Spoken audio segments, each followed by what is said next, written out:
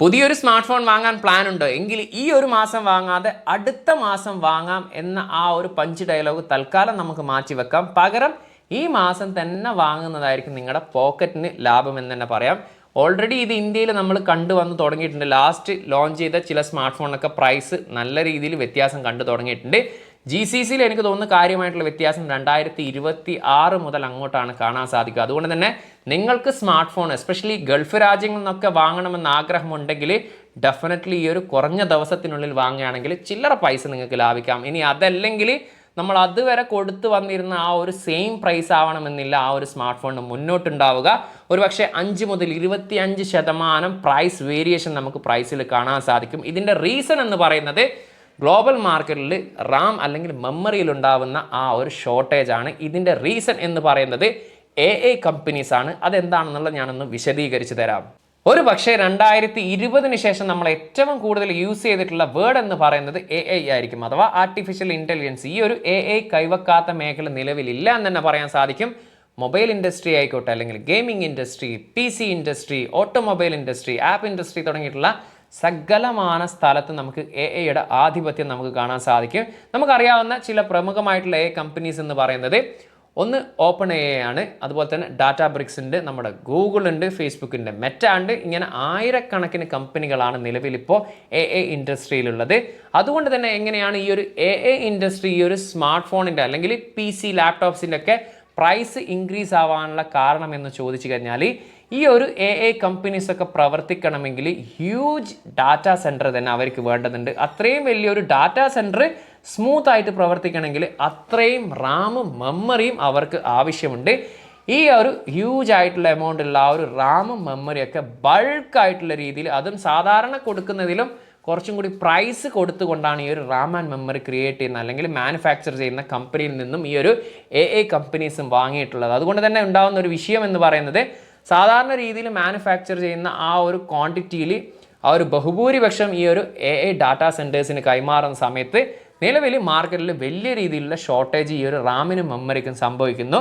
അതോടൊപ്പം തന്നെ ആ ഒരു ഡിമാൻഡ് കൂടുകയും സപ്ലൈ കുറയുന്ന സമയത്ത് ഓട്ടോമാറ്റിക്കലി നമ്മൾ സാധാരണ രീതിയിൽ കൊടുത്തിരിക്കുന്ന പ്രൈസിൽ നമുക്ക് ലഭിക്കാതെ വരികയും അതിൻ്റെ ഇരട്ടിയോ അല്ലെങ്കിൽ അതിലും ഇരട്ടിയൊക്കെ പ്രൈസ് കൊടുത്ത് നമുക്ക് ആ ഒരു പ്രൊഡക്റ്റ് വാങ്ങേണ്ട അവസ്ഥ വരുന്നത്. അങ്ങനെയാണ് ഈ ഒരു മൊബൈൽ മാനുഫാക്ചേഴ്സും അതുപോലെ തന്നെ ഈ ഒരു ലാപ്ടോപ്പ് PC ഇൻഡസ്ട്രിയിലൊക്കെ ഈ ഒരു റാമിനും മെമ്മറീസിനും പ്രൈസ് കൂടുകയും അത് അവരുടെ മാനുഫാക്ചർ കോസ്റ്റ് കൂട്ടുകയും ആ ഒരു കോസ്റ്റ് കൂടിയത് കൊണ്ട് തന്നെ സ്വാഭാവികമായിട്ട് നമുക്ക് ലഭിച്ചു കൊണ്ടിരുന്ന പ്രൈസിൽ നിന്നും അധികം പ്രൈസിൽ നമുക്ക് ഈ ഒരു സ്മാർട്ട് ഫോൺ അല്ലെങ്കിൽ ഈ ഒരു PC ലാപ്ടോപ്പ് ഒക്കെ വാങ്ങേണ്ടി വരുന്നതും. ഈ ഒരു ക്രൈസിസിന് ഒരു പരിധി വരെ ഈ ഒരു റാം ആൻഡ് മെമ്മറി മാനുഫാക്ചേഴ്സ് കൂട്ടി നിൽക്കുന്നുണ്ട് എന്ന് തന്നെ പറയാൻ സാധിക്കും. കാരണം അവരെ സംബന്ധിച്ചിടത്തോളം ഈ ഒരു ചുരുങ്ങിയ കാലം കൊണ്ട് തന്നെ ഒരു പക്ഷേ ഒരു വർഷം കൊണ്ട് അല്ലെങ്കിൽ വർഷങ്ങളോളം കൊണ്ട് നേടിയെടുക്കാവുന്ന പ്രോഫിറ്റ് അവർക്ക് നേടിയെടുക്കാൻ സാധിച്ചിട്ടുണ്ട്.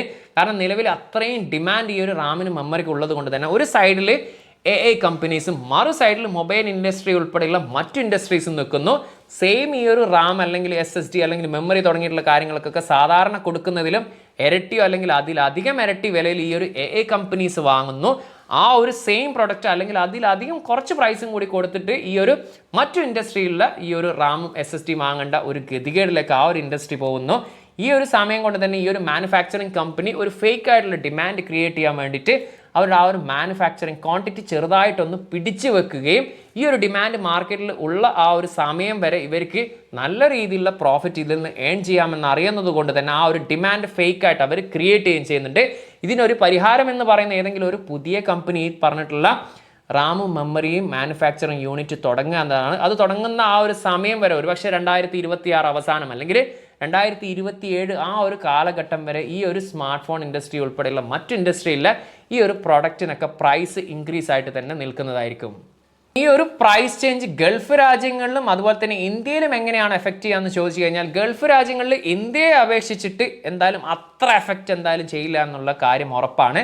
ഒന്നാമത് ഇവിടെ ഗൾഫ് രാജ്യങ്ങളിൽ മാനുഫാക്ചറിങ് യൂണിറ്റ് ഇല്ല. സാധാരണ രീതിയിൽ ചൈനയിൽ നിന്നും അല്ലെങ്കിൽ വിയറ്റ്നാമിൽ നിന്നും അല്ലെങ്കിൽ ഇന്ത്യയിൽ നിന്നൊക്കെ ഇമ്പോർട്ട് ചെയ്യാനാണ് സാധാരണ പതിവെങ്കിൽ. അതുകൊണ്ട് തന്നെ കാര്യമായിട്ടുള്ള പ്രൈസ് ഇൻക്രീസ് ഇന്ത്യയെ സംബന്ധിച്ചിടത്തോളം ഉണ്ടാവാനുള്ള സാധ്യത കുറവാണ്. ഒരുപക്ഷെ 2026 സ്റ്റാർട്ടിങ്ങിൽ ഇറങ്ങുന്ന സ്മാർട്ട് ഫോൺ വന്നാൽ മാത്രമേ നമുക്ക് അത് മനസ്സിലാവുകയുള്ളൂ എത്രത്തോളം പ്രൈസ് ചേഞ്ചസ് നമുക്ക് മുൻകാലങ്ങളിൽ നിന്നും ഈ ഒരു സ്മാർട്ട് ഫോണിൽ വന്നിട്ടുണ്ട് എന്നുള്ളത്. ഇനി ഇന്ത്യയുടെ കാര്യം എടുത്തു കഴിഞ്ഞാൽ ഉറപ്പായും വലിയ രീതിയിലുള്ള മാറ്റം തന്നെ നമുക്ക് പ്രതീക്ഷിക്കാം. അതിൻ്റെ ഒരു പ്രധാന റീസൺ എന്ന് പറയുന്നത് ഇന്ത്യയിലാണ് സ്മാർട്ട് ഫോൺ മാനുഫാക്ചറിങ് മിക്കതും ചെയ്യുന്നതെങ്കിലും ചില കോമ്പണൻസും കാര്യങ്ങളൊക്കെ നമുക്ക് മറ്റു രാജ്യങ്ങളിൽ നിന്ന് ഇമ്പോർട്ട് ചെയ്യേണ്ടതുണ്ട്. ആ ഒരു ഇമ്പോർട്ട് ചെയ്യുന്ന സമയത്തുള്ളൊരു പ്രശ്നം എന്ന് പറയുന്നത് ആദ്യമൊക്കെ നമുക്ക് $1 50, 45, 60 രൂപ കൊടുത്ത സ്ഥാനത്ത് നമുക്കിപ്പോൾ 90 രൂപയ്ക്ക് മുകളിലാണ് ഡോളറിന് ഇന്ത്യൻ രൂപ എന്നുള്ള കണക്കിൽ നമ്മൾ വരുന്നത്. അതായത് ഇന്ത്യൻ രൂപയുടെ മൂല്യം ഇങ്ങനെ പടവലം പോലെ താഴോട്ട് പോവുകയും ഡോളർ ശക്തി പ്രാപിച്ചത് കൊണ്ട് തന്നെ സാധാരണ രീതിയിൽ നമ്മൾ